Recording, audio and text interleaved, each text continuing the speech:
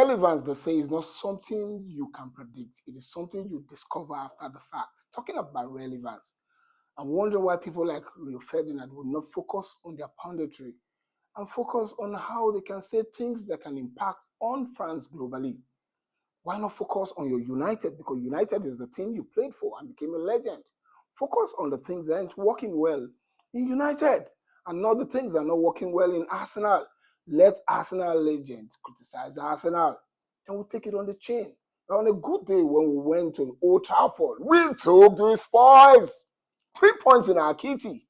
Are you crying? Oh, Arsenal do not play well. We play better than them. Blah, blah, blah, blah. Oh, cry babies. I'm even crying for them.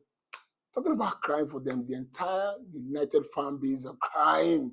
Oh, Arsenal did not play well. We play better than them. We had a shot that hit the bar. Blah, blah, blah. But did you score? That's the question. You snuffed us out. Agreed. But we licked you guys. 1-0 to the Arsenal. 1-0 to the Arsenal. 1-0 to the Arsenal. We took the spoil. Keep crying. While we keep thinking about how we're going to consolidate our victory on the first day of the Premier League. It was a bomber Sunday.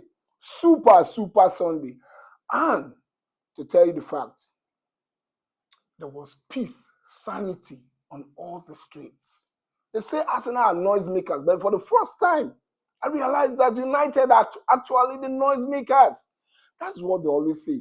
When you have shortfalls, you just tend to have that ability to banter your opponent and start saying that the person is doing the negative thing. But truly, United are really noisy neighbors when compared to them and Man City, because the entire world was in peace, at peace, sanity on the street when we defeated United. Even Arsenal couldn't even celebrate. We were more enthused with the fact that we didn't play well. Guys, Rio, you're a legend. You don't need to do this now. You are too big for this act of criticizing Arsenal player in order to get traction. I'm sorry. Victor Gyökeres never is not going to be a flop. You know why?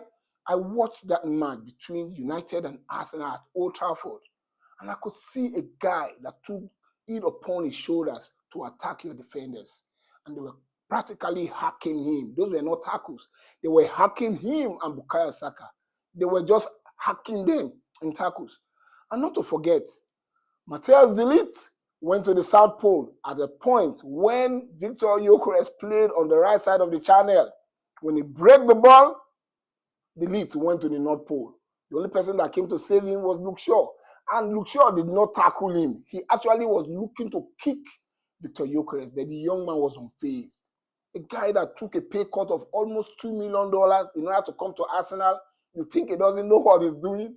That guy is a handful, as described by your own old mate, Gary Neville. So I don't know the side at which you watch your own game, because Victor Gyökeres is never going to be a flop. That guy, all we need to do is to play to his strength. Now, let me come to my team and forget about United, because you can never compare Victor Gyökeres to any of the strikers you had. Yes, he played for 60 minutes, but I'm sure when Mikel Arteta decided to take him off that game, your defenders had a breather. But they still did not have a breather when King Kai came in with the new muscles, They couldn't bring him down. The guy was playing with a lot of sagacity. So let's talk about what did not happen well for Arsenal. I'm particularly not happy with 3 players. Talking about Martinelli, Declan Rice, and Martin Odegaard. Martin Odegaard was bereft of ideas. He was lost in that game. He didn't know what to do with the ball. So because he couldn't orchestrate our midfield play, then we had issues going forward.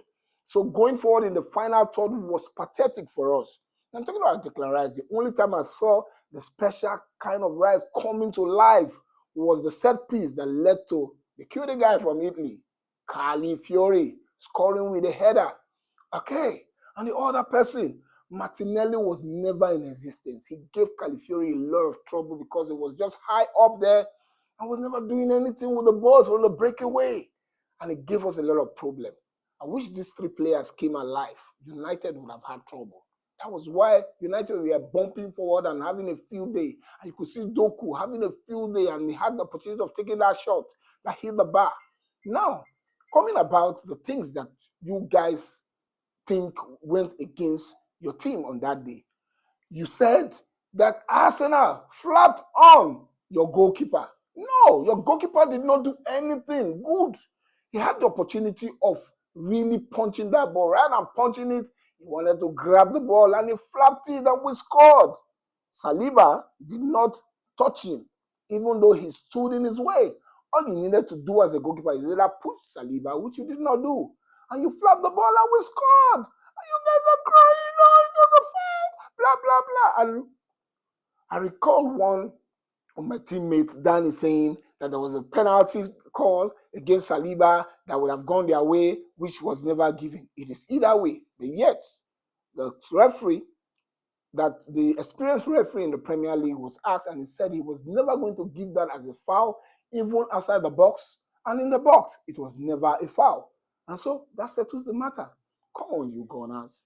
I want you to take your bragging right and pump out your chest, That's how it's going to be this season. Let him cry. Rio Ferdinand can be crying. Who cares? We took the spoils. It is Arsenal forever. Come on, you Gunners!